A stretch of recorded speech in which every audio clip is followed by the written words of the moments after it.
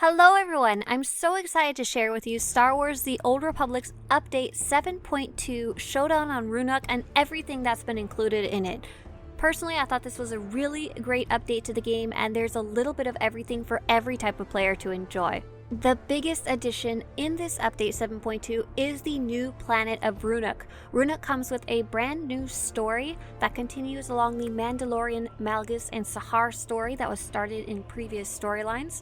And it also comes with a new daily area, so this is a full planet that you can explore, as well as a new daily area story. There's also a new datacron for you to go hunt for. This is quite a long one to go get, and an interesting new set of quests called Relic Hunt, which is kind of like a treasure hunt. There's also a whole bunch of new achievements for you to go after, including 3 secret silly hidden ones, and there's also a new world boss named Kithrawl on Ruhnok. If you haven't actually seen Ruhnok yet, it's one of the most visually impressive planets in the game so far.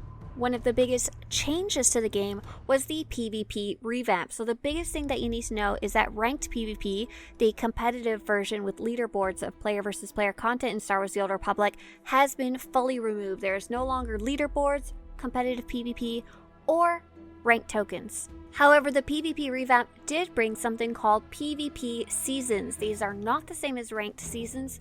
They are more similar to the galactic seasons, and they are a limited time event that lasts about 12 weeks and allows you to earn rewards on a track. With PvP seasons also came some interesting changes. First off, medals are much harder to get now. Second, you can queue up even 8 versus 8.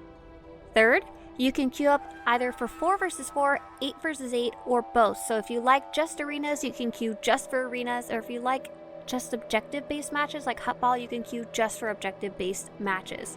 Lastly, there's an interesting new arena map on the planet of Onderon. On the gearing side of things, there have actually been some big changes. So first off, the new max item rating for most tracks is now 336. My favorite change is that you can now buy Operation and Flashpoint gear directly from the vendors. This means you no longer have to have the piece dropped directly from an operation as long as you have the correct type of currency to buy it from the vendors. As always, there's also been another round of class balancing changes. When you log into the game for the first time after Update 7.2, the biggest change that you'll see is the new minimap. This is a fantastic new minimap. When you open it by pressing the M key on your keyboard, you'll notice it defaults to a new pop-out map, sometimes called the overlay map. This is a slightly transparent map that allows you to have it open on the side of the screen so you can see both the map as well as your environment at the same time. The good news is if you don't like this and would rather it behave like it used to before and rather have the old minimap with the buttons surrounding it, you can reset these all in the settings without too much difficulty. By the way, that little utility bar down there, that thing is really customizable, and so is the one at the top. You can choose which buttons and in which order they appear on. For a small but nice quality of life update, the deconstruct window now includes a delete section. This means if you're one of those players who likes to make outfits from your collections, you can very easily delete those items by using the deconstruct button. Not only did the game get a great accessibility update when it comes to the different types of maps now available as well as their sizing options, a new colorblind option has also been added to the game. There are 3 different modes that will filter different colors of light, and if you or a friend are colorblind, try all 3 options and see if one makes things easier for you to pick out and see things on the map as well as in your environment. As always, there is a whole bunch of new Cartel Market items, including Master War's lightsaber and armor set, the Outer Rim Drifter set, aka Cad Bane's armor set, Recon's armor set, the Pike Syndicate armor set, Ceremonial Beskar blade, Recon's Vibro axe, and a Power Station decoration pack.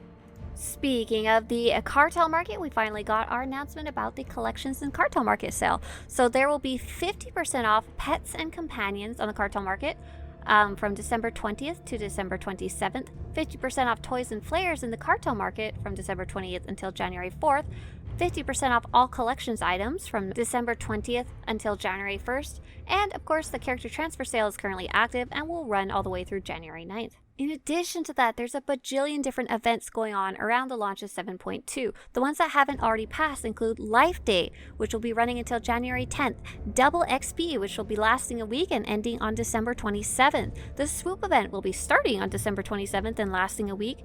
And we also have Galactic Seasons 3 currently running until March 6th, and PvP Seasons 1 also running until March 6th, 2023, the first PvP season. On the actual anniversary of the game, to celebrate, the developers announced a really big update coming to the game. They said, "We're in the midst of bringing the game to 64-bit and have been successful in testing content on servers hosted in the cloud. This is an initiative that we've been working towards for the better part of the year, and we are now in a position to talk about it. The last few runs of testing in a public test server have been successful, and we look forward to next steps. Moving servers entirely to the cloud in the near future will enable us to improve the game experience for our players and create opportunities to increase the player base over time. All of these initiatives are to lay the groundwork for even more to come. We'll have more to share and what all this looks like early next year." They also announced that you can start testing this new 64-bit version of the game, which should help the game run more smoothly for pretty much every player playing it, is on the test server, and is testable. Update 7.2 brought a whole bunch of really good additions and changes to the game, and I have been focusing on covering them all on Swtorista.com. That's where I've been putting most of my guide efforts. So if you need information about PvP seasons, Galactic Seasons, Life Day, Ruhnok the planet, the datacron, the achievement, or anything else, visit Swtorista.com because we got you covered. I hope you enjoy playing the new update, and I'll see you in game. If you want to show your support for this big project covering Star Wars The Old Republic, please visit Swtorista.com/support.